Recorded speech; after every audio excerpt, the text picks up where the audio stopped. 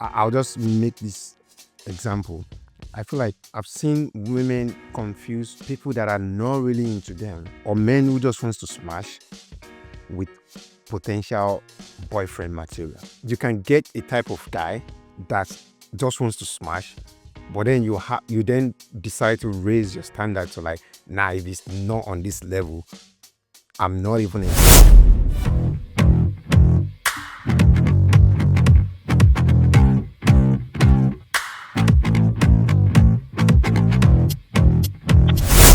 Let's talk how personal stories get scaled into cultural gospel. So, Ibra, think about this. Just because your ex paid your rent, it doesn't mean men owe you rent forever. The idea here is we know that people have positive experiences, and sometimes they also generalize those positive experiences, right? And just because your ex paid your rent, someone now Yeah. says, well, my ex used to pay my rent. This means all men should pay my rent. I think on a more broader level, how does those positive experiences that are personal to people, how do they lead to unrealistic generalizations or entitlement? It's a very interesting question. I feel like with men and women, right? Because I'm then also generalizing, but as a guy, okay, like, okay, when you sort of hit one body on Instagram with like 10 million followers or whatever, and you be like, oh man, like, you know what? Yeah, I got down. But you Oh. can really separate that from knowing that this is not probably what I'm looking for in a relationship, or like ideal requirement for me. But I feel like with women, a lot of women, sorry, because I'm then also generalizing, right?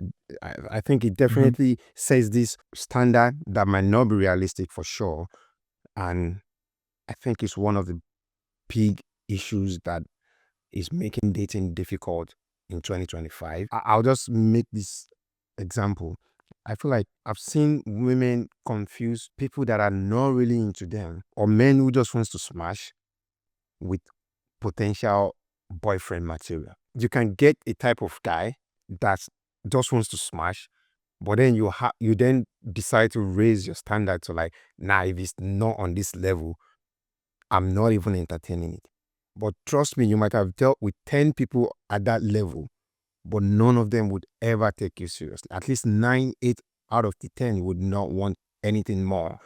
But due to the hookup culture, you then start to believe that's the standard you want to go for, and every other guy is just in the trash then, and you're just gonna be single for a while. I think that's a very interesting perspective. And I think what you're just saying is that sometimes very good positive experiences create standards that might be unrealistic, For especially sure. when you put it in the relationship context. For me, I would even bring it to a personal experience that I've had, for example, with work culture. If you go on the internet today, there will be a lot of tricks and important facts that you need to know for a job and how to deal with this, how to deal with that. This happens. We have that on the internet. However, my initial experience with the work culture was so positive that I almost generalized that if you keep things simple, you don't need to do anything extra to navigate the work environment. That was my generalization, right? But that put me in a handicapped situation when the time came that some of the things that were in place for me to have that positive experience were no longer in place. But I didn't know that those things were in place for me to have those personal that Mm, positive experience. I just yeah. thought in work, if you do your work and you lay your head low and you're nice to everyone, you're good. And I generalized that as the weak. And suddenly it hit me hard that there were actually more intentional things that you needed to do around networking and building allies within a workplace Yeah. for things to work for you. And even though it's a positive experience, the generalization of that led to a negative outcome for me. And it's not to say that you shouldn't take positive experience seriously and say, I've had that experience. I think it's more just understanding why those experiences are happening, what was in place for those things to happen, and turn it into a system if possible, as opposed to just generalizing that that's the way the things things work. And I think this is important when we're talking about this personal experience thing and how we then generalize things. And so trust me, before I had the personal experience myself about workplace and how you need to build allies to get promotions and all that stuff, before I experienced it, I'd always known that there was a lot in play to get a promotion at work. But I still thought that 80% of what was in play would be what you did, right? Your performance. And this is crazy. We have a lot of TikTok videos that actually advises us. The performance review doesn't matter. If you would get far in a corporate environment, this is what you need to do. I've always watched those videos with, I get what you're saying, but I think you still need to do a great job because that's what would matter the most. I think the generalization there was like the issue. You Yeah. would almost feel like, nah, it can't be like every time, right? There has to be an exception sort of idea, right?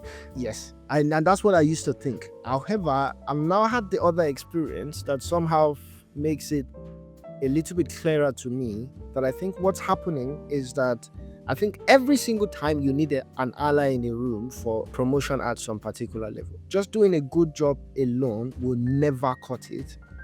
However, sometimes you have those allies without knowing it. Sometimes you have that visibility without doing it intentionally. I think this is the differentiation. So the lack of understanding that completed those positive experiences for me led to a wrong generalization at the time. So maybe there are some certain things that you can generalize to an extent, but I think it's the completeness of the experience and understanding why those experiences are happening that would lead to a more replicable generalization. Let me put it that way.